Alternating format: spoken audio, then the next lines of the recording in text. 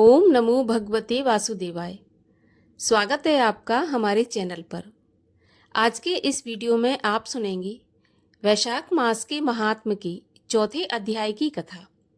इसके साथ ही हम आपको सुनाएंगे कि भगवान विष्णु ने दरिद्रता को कहाँ कहाँ स्थान दिया है, कौन सी ऐसी जगह है जहाँ पर दरिद्रता देवी रहती है। तो सभी प्रकार की व्रत कथाएं सुनने के लिए और हमसे जुड़े रहने के लिए आपको केवल हमारे चैनल को सब्सक्राइब करके बेल आइकन पर प्रेस करना है और आज की कथा अच्छी लगे तो लाइक करके शेयर करना है। साथ ही कमेंट में हरे कृष्ण भी लिखना है। तो चलिए अब हम सुनते हैं लक्ष्मी जी की बड़ी बहन दरिद्रा की कथा। समुद्र मंथन के समय विष के निकलने के बाद दरिद्रा की लक्ष्मी जी की उत्पत्ति हुई। पहले दरिद्रा की फिर लक्ष्मी जी की, इसलिए दरिद्रा को ज्येष्ठा भी कहा जाता है। ज्येष्ठा का विवाह दुस्सह ब्राह्मण के साथ हुआ। विवाह के बाद दुस्सह मुनि अपनी पत्नी के साथ विचरण करने लगे। जिस देश में भगवान का भजन कीर्तन होता, होम होता, वेद पाठ होता, भस्म लगाए लोग होते, वहां से ज्येष्ठा दोनों कान बंद करके दूर भाग जाती। ऐसा देखकर दुस्सह मुनि बहुत परेशान हो गए। उन दिनों सब जगह धर्म की चर्चा और पुण्य काम हुआ करते थे। अतः दरिद्रा भागते भागते थक गई। तब उसे दुस्सह मुनि एक निर्जन वन में ले गए। ज्येष्ठा डर रही थी कि मेरे पति कहीं मुझे छोड़कर किसी और कन्या से विवाह न कर लें। तो दुस्सह मुनि ने उन्हें यह प्रतिज्ञा करके बताया कि मैं किसी अन्य कन्या से विवाह नहीं करूंगा, और पत्नी को आश्वस्त किया। आगे बढ़ने पर दुस्सह मुनि ने महर्षि मार्कंडेय को आते देखा तो उन्होंने महर्षि को साष्टांग प्रणाम किया और पूछा कि इस भार्या के साथ मैं कहाँ पर रहूं और कहाँ नहीं रहूं। मार्कंडेय मुनि ने पहले तो उन स्थानों को बताना आरंभ किया जहां पर दरिद्रा को प्रवेश नहीं करना चाहिए। जहां भगवान शिव के भक्त हों और भस्म लगाने वाले लोग हों, वहां तुम लोग प्रवेश मत करना।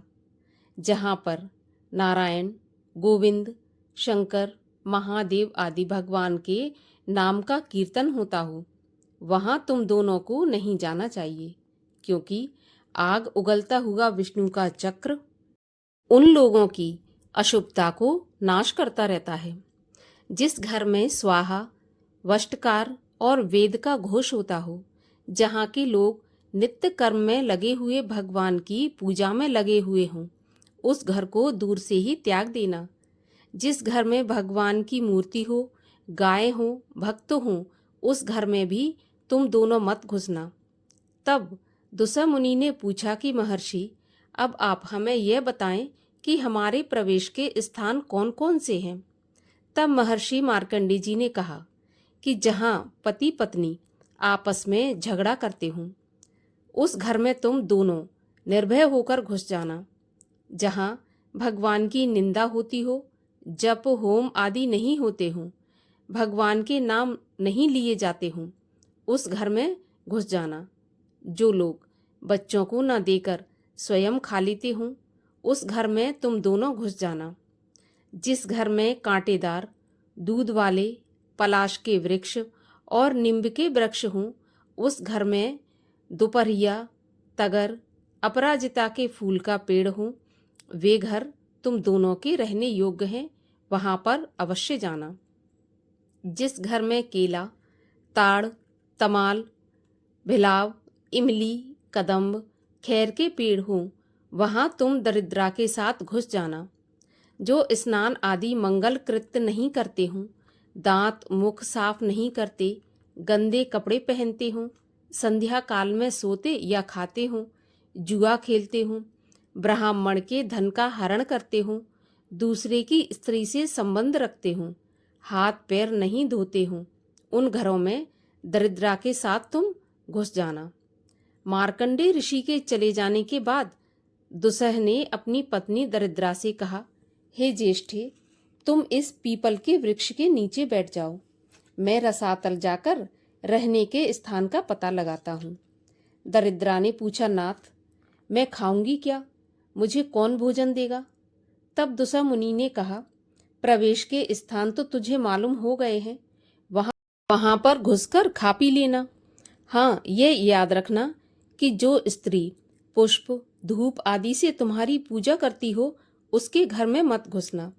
इतना कहकर दुसा मुनि रसातल में चले गए। ज्येष्ठा वहीं पर बैठी हुई थी। इतने में लक्ष्मी जी के साथ भगवान विष्णु वहां पर आ गए। तब ज्येष्ठा ने भगवान विष्णु से कहा कि मेरे पति रसातल में चले गए और मैं अब अनाथ हो गई हूँ, मेरी जीविका का प्रबंध कर दीजिए। तब भगवान विष्णु ने कहा कि हे ज्येष्ठे, जो माता पार्वती, शंकर और मेरे भक्तों की निंदा करते हैं, उनके सारे धन पर तुम्हारा अधिकार है। उनका तुम अच्छी तरह से उपभोग करो। जो लोग भगवान शंकर की निंदा करके मेरी पूजा करते हैं, ऐसे मेरे भक्त अभागे होते हैं, उनके धन पर भी तुम्हारा अधिकार है। इस प्रकार ज्येष्ठा को आश्वासन देकर भगवान विष्णु और माता लक्ष्मी अपने निज धाम वैकुंठ लोक को पधार गए। इस प्रकार से दरिद्रा को मार्कंडे जी ने और भगवान विष्णु जी ने जो स्थान दिए हैं, यदि कोई भी मनुष्य वही काम करते हैं तो निश्चित रूप से उनके धन का हनन होता है और दरिद्रता उनके घर में निवास करती है।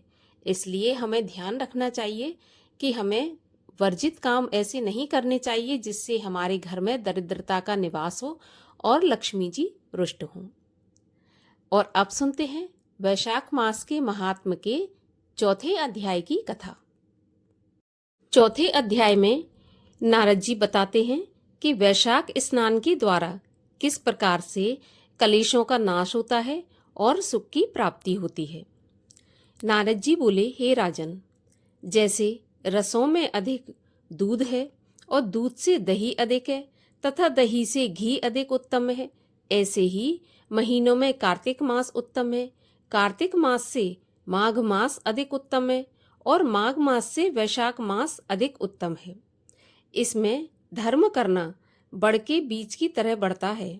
यदि कोई धन संपन्न हो, दरिद्री हो अथवा पराधीन हो, उसे जो भी वस्तु मिल जाए वही ब्राह्मण को दान में दे देवे, जैसे कंद, मूल, फल, शाक, नमक, गुड़, बेर, पत्र, जल और छाछ आदि। तो ये भी श्रद्धा पूर्वक दान करने से अपरिमित हो जाएंगी। बिना दिए ब्रह्मा आदि देवताओं को भी नहीं मिलेगी। इसलिए सुख की इच्छा चाहने वाले मनुष्य को दान अवश्य करना चाहिए। जिस प्रकार कोई एक बड़ा सुंदर मकान सब प्रकार की सामग्री से युक्त हो, परंतु उसमें ऊपर छत न हो, तो वह शोभायमान नहीं लगता, उसी प्रकार सब महीनों में दान करें, परंतु वैशाख में कुछ भी न करें, तो यह सब व्यर्थ है। जैसे सब लक्षणों से युक्त स्त्री अपने पति के होने पर ही शोभा पाती है, वैसे ही वैशाख में किए दान आदि कर्म शोभा देते हैं। दया रहित मनुष्य के गुण व्यर्थ होते हैं तथा बिना नमक के शाक आदि स्वादिष्ट नहीं लगते और सब आभूषणों से सुशोभित सुंदर स्त्री भी बिना वस्त्रों के शोभायमान नहीं होती। ऐसे ही वैशाख मास में बिना दान किए मनुष्य को पुण्य फल प्राप्त नहीं होते, अर्थात मनुष्य शोभा नहीं पाते। मेष की संक्रांति में मधुसूदन भगवान का ध्यान करके प्रातःकाल स्नान करके भगवान विष्णु का पूजन करें और इस मंत्र से मधुसूदन भगवान की प्रार्थना करें कि हे मधुसूदन, हे देवदेव, मैं वैशाख की मेष की संक्रांति भर प्रातः स्नान करने की कामना करता हूँ, आप इसे निर्विघ्न पूर्ण करें। इसके बाद अर्घ दें। अर्घ देते समय बोलें कि हे मधुसूदन, मैं आपको अर्घ देता हूँ, इसे भली भांति ग्रहण कीजिए। गंगा आदि सब नदी, सब तीर्थ, सब जलाशय मेरे दिए हुए इस अर्घ को प्रसन्नता से ग्रहण करो।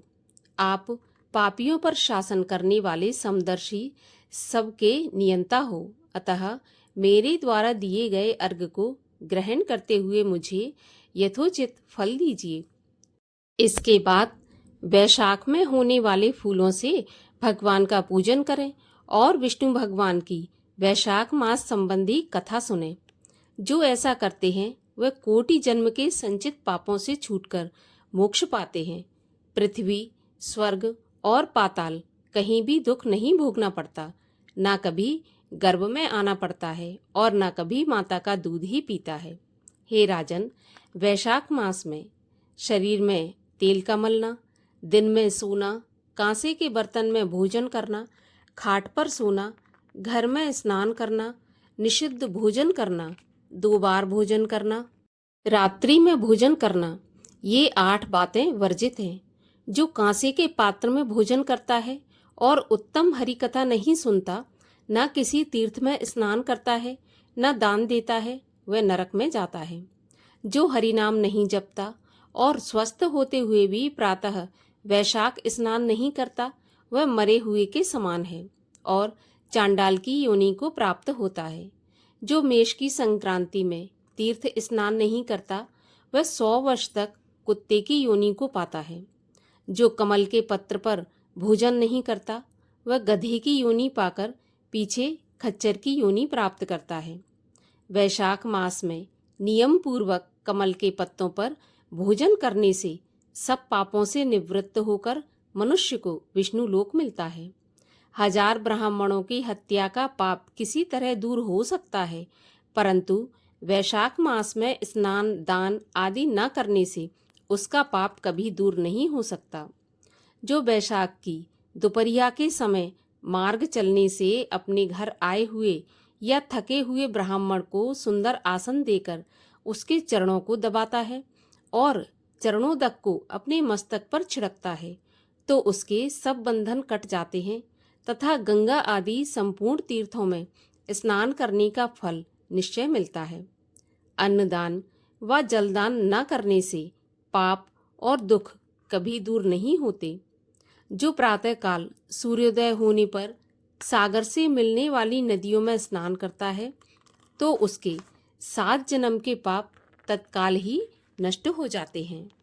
जो उषा काल में सप्त गंगा, जानवी, वृद्ध गंगा, कालिंदी, सरस्वती, कावेरी, नर्मदा और वेणी, ये सप्त गंगा हैं, इनमें स्नान करे तो उसके कोटि जन्म के पाप तत्काल नष्ट हो जाते हैं। जो विष्णु भगवान में मन लगाकर नदी में स्नान करता है, तो उसके 3 जन्म के संचित पाप शीघ्र नष्ट हो जाते हैं। वैशाख के महीने में प्राकृत जलाशय में स्नान करने से जन्म से लेकर उस समय तक के पाप नष्ट हो जाते हैं। घर के बाहर गऊ के चरण रखने की जगह के समान भी जल गंगा के समान होता है। बावड़ी में स्नान करने से हे राजन, बड़े बड़े पाप दूर हो जाते हैं। दान नहीं करने से दरिद्रता आती है। दरिद्री होने पर पाप किया जाता है। पाप करने से नरक अवश्य मिलता है। इसलिए सुख की इच्छा करने वालों को दान अवश्य करना चाहिए। वैशाख मास में जो धर्म, कर्म, स्नान आदि नहीं करता है, उसका किया न किया सब व्यर्थ है। वैशाख मास में तीर्थ यात्रा, जप, दान और होम आदि का फल भी अधिक होता है और तुरंत फलदायक होता है। मधुसूदन भगवान इसके देवता हैं। जिसने किसी प्रकार भी वैशाख में मधुसूदन भगवान का पूजन नहीं किया, वह मूढ़ बुद्धि शूकर की योनि पाता है। जो तुलसी दल से वैशाख मास में मधुसूदन भगवान की पूजा करता है, वह सार्वभौम राजा होकर कोटि जन्म तक अनेक सुख भोगता है। फिर अपने करोड़ कुलों को लेकर विष्णु की सायुज्य मुक्ति पाता है। इस प्रकार वैशाख मास के महात्म का 4था अध्याय यहीं पर समाप्त होता है। अगले अध्याय की कथा सुनने के लिए चैनल को सब्सक्राइब अवश्य कर लीजिए और आज की कथा को भी लाइक करके शेयर कर दीजिए।